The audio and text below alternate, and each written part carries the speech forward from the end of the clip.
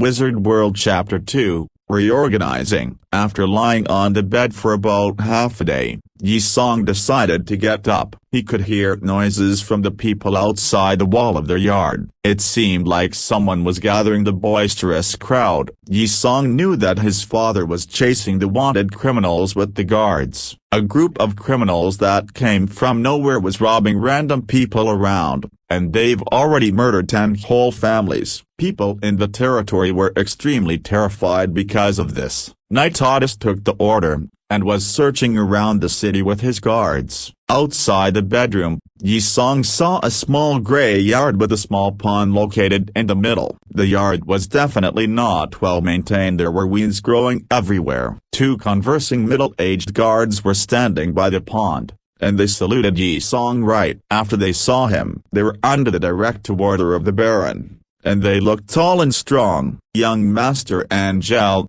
how was your rest?" The guard with whisker asked in a light tone. He wore a heavy golden leather armor, and a huge axe was being carried on his back. He looked extremely intimidating with those gear. The other guard looked thinner, and he only wore a half-length leather armor. There was a cross-guard sword hanging from his waist. He did not look very strong, but the light gear made him seem agile, and Yi-song could feel the steadiness in his eyes.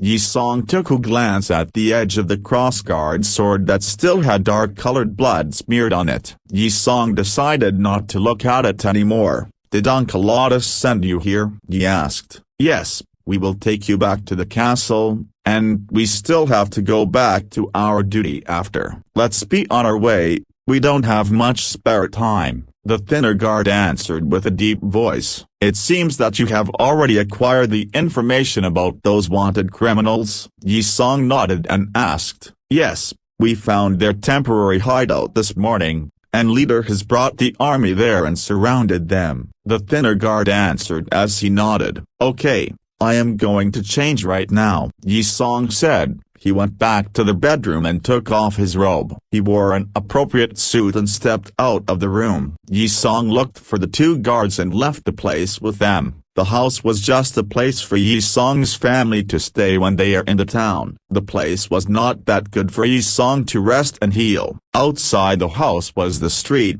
Many people were walking around. They were all wearing dull gray linen clothes, and the whole street looked filthy. Some merchants were selling various things by the street side, and they were advertising their products with loud voices. There were people selling fruits, wooden toys, and even vegetables. Some women were checking the goods while holding baskets. Yi-song quickly noticed the differences between him and the people walking by right after he left the house. His clothes had a different color than anyone else on the street. He was wearing black, and the others were wearing gray. The reason was that only nobles were allowed to wear clothes of other colors, and common people were restricted to only gray-colored clothes in this world. It was one of the special rights of nobility. If anyone tried to violate the rule, they might be sentenced to death right away. It was, after all, a serious offense. But even then, there were still color restrictions between the nobles,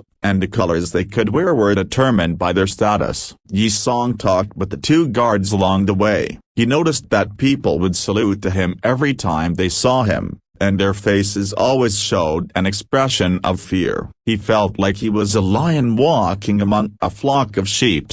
"You are still not used to that, young Master Angel?" the thinner guard laughed. From their conversations, Yi-song learned the two guards' name. The thinner guard was called Carter, and he was an adventurer that lived around here. He was recruited into the army, and he was actually lucky. Adventurers were pretty much just people with no actual jobs. They were very low in terms of social standing, and being a guard in the army was like being a policeman in a police station on Earth. His standing became much higher than common people, and he gained a lot of benefits from his job. The strong guard was called Miro, and he grew up in the Baron Rio's territory. Miro was talented, and he was immensely powerful. "Yeah, Broken Bar, the Candia city is much larger than this little town," Carter said and laughed. He did not even wait for Yi-song to respond. Carter grabbed a tomato from a vendor they passed by and took a large bite of it. The owner did not seem to be happy about it.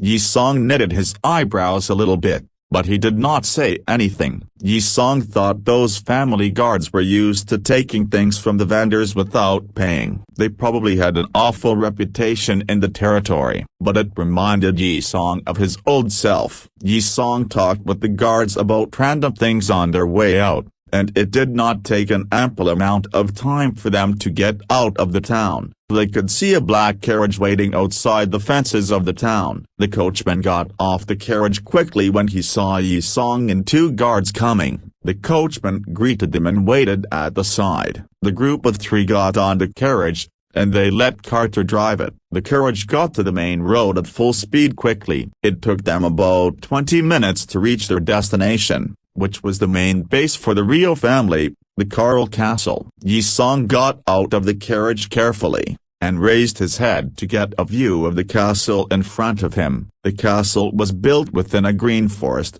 and it looked like a manor from ancient times to him. The whole Carl Castle is surrounded by the moat. It would be more precise to describe it as a city surrounded by high walls than a castle. The grey castle did not look so formal to Yi-song, and it did not fit Yi-song's imagination about castles at all. It was about the height of a 5-story building. There were two guards with iron swords on their back in front of the main entrance. The bridge was lowered over the moat, and the guards were staring at the group of three confusedly.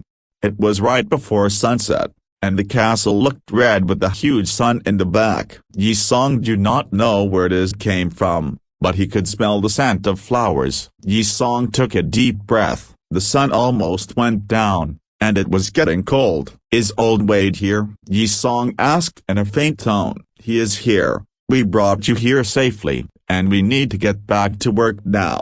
Carter nodded and said. Yi-song agreed, and he saw the two guards go back to the carriage. It did not take a long time for them to disappear from Yi-song's sight. Yi-song started walking towards the castle, and there was an old man wearing a black coat walking out of the castle. The old man's hair was completely white, and he was walking towards Yi-song with several female guards following behind him. "Old Wade, I am back," Yi-song yelled, and he started to walk faster. Wade was a butler that works for Baron Carl. He was in charge of general inquiries within the territory, and he has been working here for about 30 years. He knew Baron Carl since the Baron was very young. "I told the Baron a long time ago, he should have let Otis take care of the young master, but he didn't listen. Now, the young master is hurt. He should have taken my advice." A broken bar. The thin old man talked while walking close to Yi-song. Yi-song had his official smile on his face,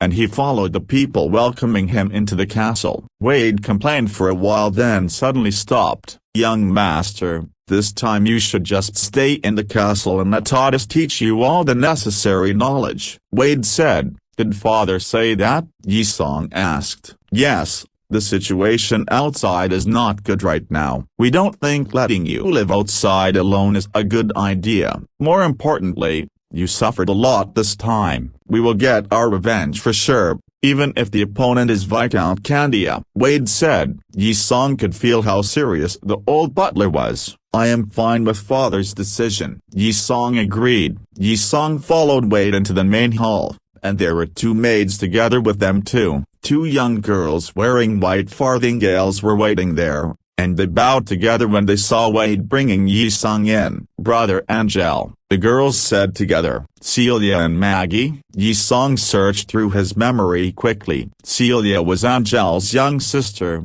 and they have the same father. Maggie came from a poor relative, and she came seeking help from the Rio family. Maggie's family declined a long time ago. They were all younger than Yi-song, so they called Angel a brother. Angel had a crucial position in the family, so relatives like Celia and Maggie must be careful when dealing with him. There were many other girls like them in the castle, but they didn't have high status. The Baron did not really care about those girls. Celia's life in the castle was actually pretty decent. She could get a certain amount of money to spend every month, and he had maids to do the housework for her. She was at the same level as the leader of the maids. Maggie's life was easy, though. Her parents worked for the Baron in the castle, and they could easily get some money to survive. They were just like regular workers in the castle. Maybe they were even treated a bit better than the ones at the lowest status. There were many poor relatives trying to seek help from the Rio family,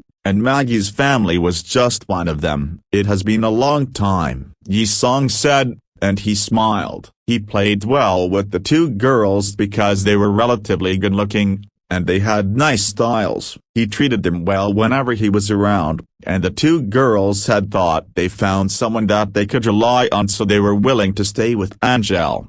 "We heard you were injured, and we decided to wait here to welcome you back. Are you feeling better now?" Maggie asked. She was 13 years old and her voice sounded young, but her body was developed quite well. Maggie had a nice style and a cute face. Her waist was slim, and her breasts were large. Yi-song was attracted to her, and he stared at her for a while. It seemed like Maggie knew Yi-song was looking at her, and she started to blush. She did not act like she noticed Yi-song's gaze, but she tried to make her breasts become more enticingly apparent to his eyes. Celia's body was a bit underdeveloped compared to Maggie, and she was very shy. Celia looked at Yi-song like a young deer, having a tinge of fear in her eyes. She put her hands over her stomach, seemingly showing nervousness as well. Yi-song could feel her innocence. There were actually more people trying to welcome Yi-song back to the castle,